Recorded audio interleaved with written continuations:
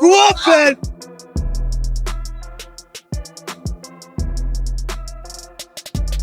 He's coming by way of knockout. And he fights out one England. Introducing the former British IBO and WBA champion, ladies and gentlemen, Chris Eubank Jr. Sit there and pick my bar. Pull the straw out. Make it higher so I can get him. That's good. First round down the way. He's such an opportunity. The left hand, the right hand over the top. The Destroyer Benn. And it's a blessing to be fighting back on British soil. Is there a high level of respect between you and Junior now? I mean, I wish him well. You know, I know he's gone to the hospital. I've heard he's got a broken jaw. You know, and you don't see Eubank, Chris was spiteful in that ring. You can tell. You could knock him out anytime he wanted, but he didn't want to. He just fucking using the jab, and it's hurting him, and it's hurting him.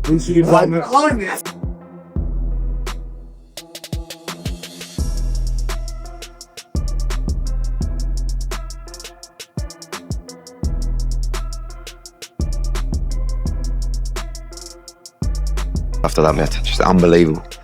I mean, honestly, what I saw there, I can't even bother to moan about the scorecards because I couldn't be prouder. I mean, listen, I know me and Junior have had our ups and downs, but unbelievable respect to him.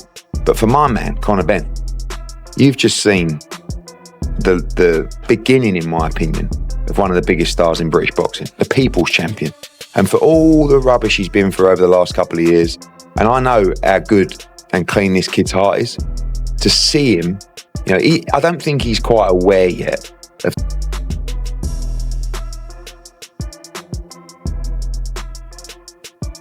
On edge of your seat, we're good.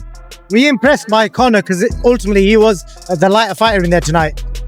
Yeah,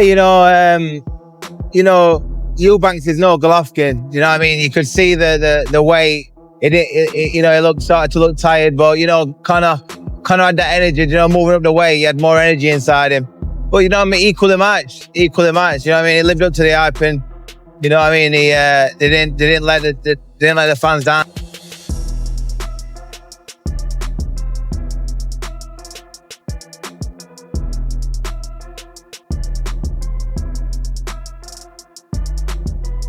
Who won the fight, Conor? You may have won the fight, but you're the one in hospital, not me. If you take a man's soul, that usually means you win the fight. You may have won the fight. I've never seen someone's soul get taken and they still win. So I look at you now and you ain't the same. The truth is we both ended up in hospital, and I was there for dehydration and you were there for the... How much weight did you put on after the weigh-in? Listen, after the weigh-in, we're not going to get into weight talk. Speaking ahead of the fight, Roy Jones Jr., who previously trained Chris Eubank Jr., told TalkSport that while he slightly favors Eubank, the entire fight can change with just one punch from Conor Benn. Jones explained that Eubank is the naturally bigger and more experienced fighter, but Benn's explosive power cannot be ignored. If Benn lands just one clean shot, anything can happen, Jones said. I like Eubank, but Benn is coming up from 140. I think he's calling because of the size. Yeah. Is that his best route to victory, just to impose himself? Yep. And that's a huge jump. Jones also made it clear that this will be an extremely tough fight for Conor Benn. I'm not saying he can't win, he said, but it's going to be rough.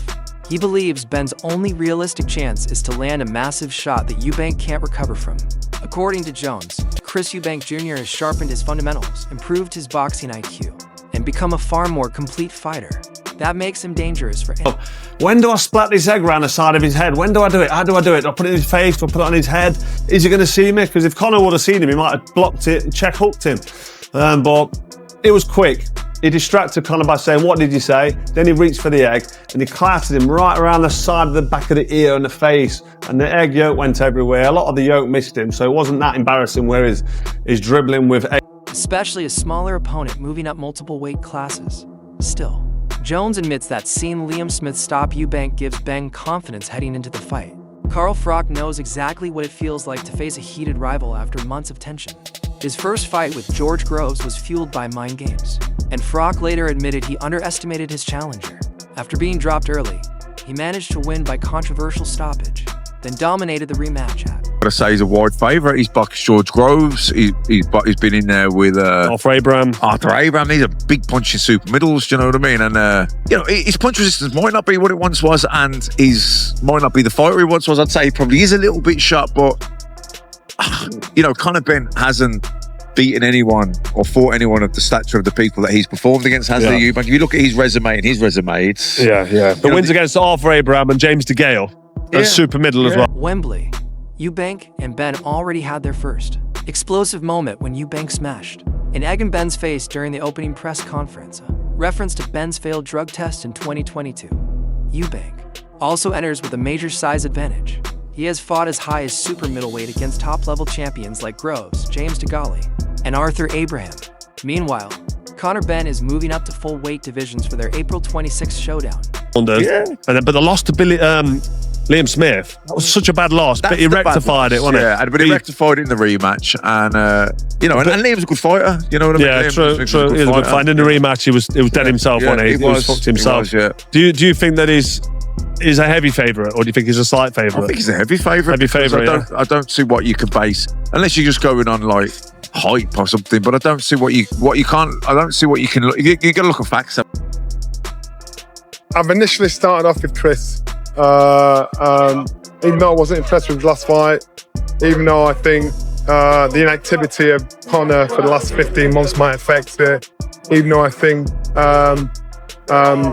he's the older fight of the two, I'm siding towards Chris, but I'm going to wait until the weigh-in and give you my definitive answer when I see them both on the scale to see what they'll look like. Speaking on his Froch on Fighting show, Carl Froch sided with the bigger, more experienced man.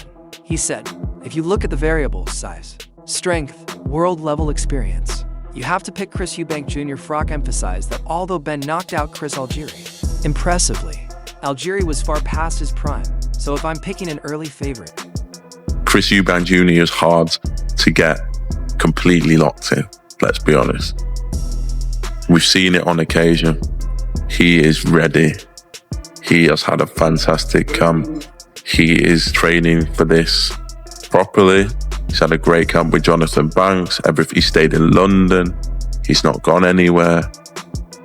And he's ready to put on a... The champion is Michael Watson. He always has been. During our time in the 90s, he was the people's champion. So where are these people today? Stand up for him. By not going along with the nonsense and the circus that's been created for this farce of a fight, which is between one fighter who is at 2 or 3 weights above the smallest. He has had his career destroyed for one guy. Because once you go up to 160, going down to fight, then at 140, it doesn't work. These rules are in place to provide a rail for him for his career. My son coming down from 168 to 160 puts his life in danger because I know what it is. Froch added, it's Eubank Jr. He's proven himself at a higher level. Former world champion Amir Khan also leaned toward Eubank because of the size factor. Khan said he wasn't impressed with Eubank's last performance, but believes Benn's 15-month inactivity could hurt him. I'm leaning toward Chris, Khan admitted, but I'll wait until the weigh-in to give a final answer. I need to see how they look on the scales. Promoter Ben Shalom expects both fighters to meet in the middle from the opening bell. It's going to be a shootout, he said. This isn't just about names or the rivalry. Their styles guarantee chaos from round 1. Shalom is so confident in Eubank that he accepted a £1 million bet from Eddie Hearn, Ben's promoter. Tell Eddie he better stick to his bet, Shalom joked. Now he's trying to back out. Shalom insists the bet was real and should stand, believing the fight will be spectacular. Boxing.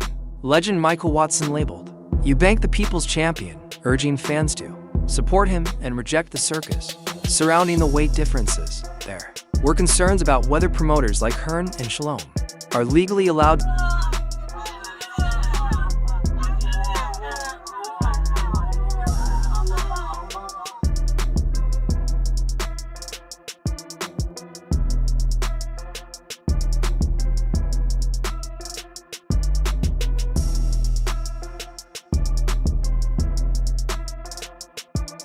They are set to create a transgenerational moment in boxing history, one fueled by skill, pride, and legacy. That's all for today's breakdown. For more of the latest boxing news, updates, and fight analysis, make sure to like, subscribe, and turn on notifications so you never miss our newest uploads. See you in the next one.